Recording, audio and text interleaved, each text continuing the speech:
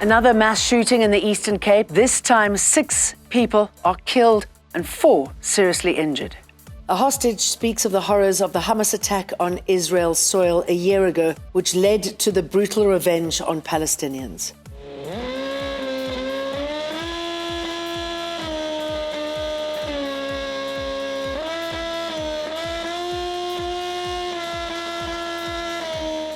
South Africa's national anthem played out of a revving Formula One car. Hello, I'm Jane Dutton.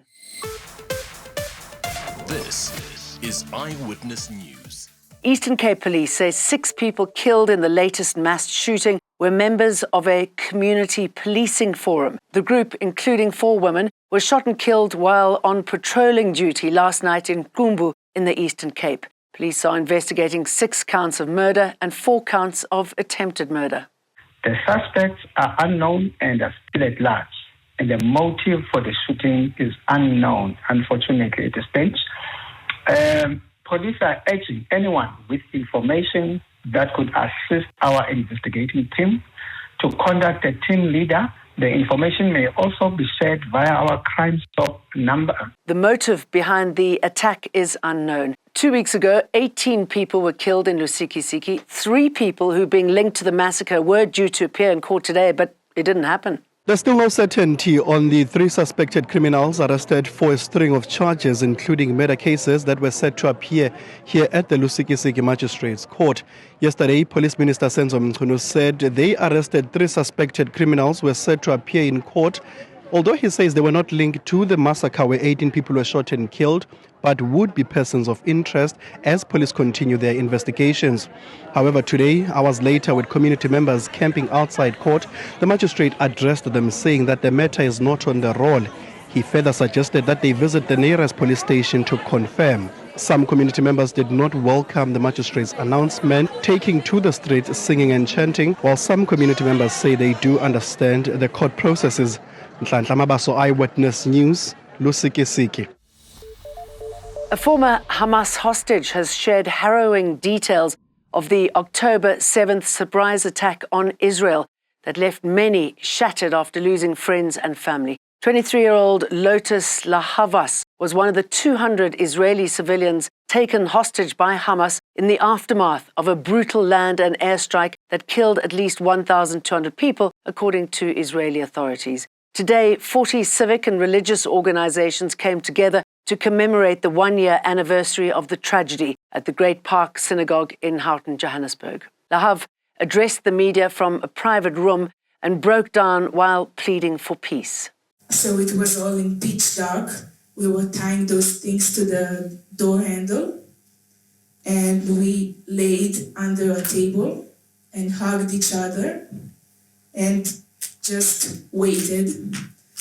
All this time we heard non-stopping shootings and grenades and explosions. In retaliation for the Hamas attack, the Israeli Defense Force has killed at least 41,000 people in Palestine, most of whom are civilians. The South African government is returning to the International Court of Justice, seeking to hold accountable those responsible for the ongoing conflict in the Middle East. As the South African government will be filing the memorial, which will be now proving the case that were brought before the ICJ. As you are aware, the previous one was an interim relief. Now is the stage of the case that must go to the merits. So we will be continuing to fight and to ensure that justice does prevail. The Umkhonto weSizwe Party has withdrawn the nomination of its parliamentary leader, John Hlophe, to serve on the Judicial Service Commission. The withdrawal comes shortly after the Western Cape High Court made an interim ruling preventing Hlophe from serving on the JSC. The ruling came from an application filed by the DA and Freedom Under Law, arguing that Hlophe cannot serve on the same body that recommended his impeachment as judge-president earlier this year. The MK party says Hlophe will not be part of an improperly constituted commission. 5 children between the ages of 6 and 10 have died after consuming snacks from a spaza shop in Naledi, Soweto, yesterday. The community of Tlha-tlhane Street has since closed down 2 spaza shops on the street. 2 children survived and are in intensive care. My daughter Zintle ate a packet of crisps from the shop, and from then she came to the house, got diarrhea, vomiting, shaking, and I tried to make her drink milk, but I could see that she's in pain. She's vomiting. She couldn't speak. Then we quickly rushed her to the hospital, and when we got to the hospital, they told us that she's passed because of poisoning that she ate from the shops. I don't know. We don't know what she ate, actually. An alleged drug mule arrested at the OR Tambo International Airport is being treated in hospital after suffering complications. Police say the man from Paraguay experienced medical issues during the process of removing drugs from his body.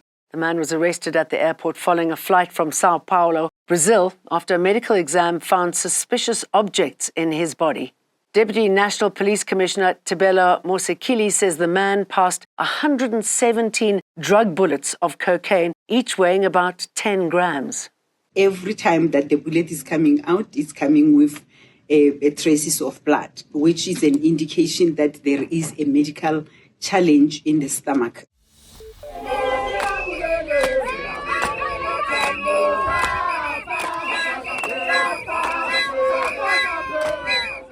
South Africa's biggest worker union federation, COSATU, says the rate of inflation is outpacing worker salaries. The Congress of South African Trade Unions gathered at the George Lear Park in Sandton to commemorate World Day for Decent Work. We need them to stop retrenchment. We need them to cushion workers in terms of the high rates of local municipalities' utilities. For example, the electricity hike, the water hikes, and the services that we are paying that are huge. Even though some of the employers are trying to cushion workers, but in all of these interest rates are taking back what those employers have put in the pocket of workers. They were also on the streets of Cape Town. Hundreds of demonstrators led by COSATU marched to the Parliament and Western Cape legislature to hand over a memorandum demanding government address the high cost of living, poverty, unemployment and inequality.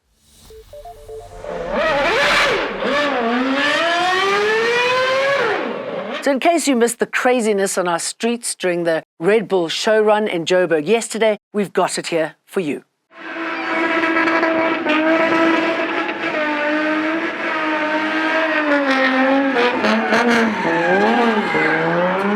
British Formula One racing legend David Coulthard tore through the Sandton City roads in the RB7. He was joined by South African spinner Sam and others.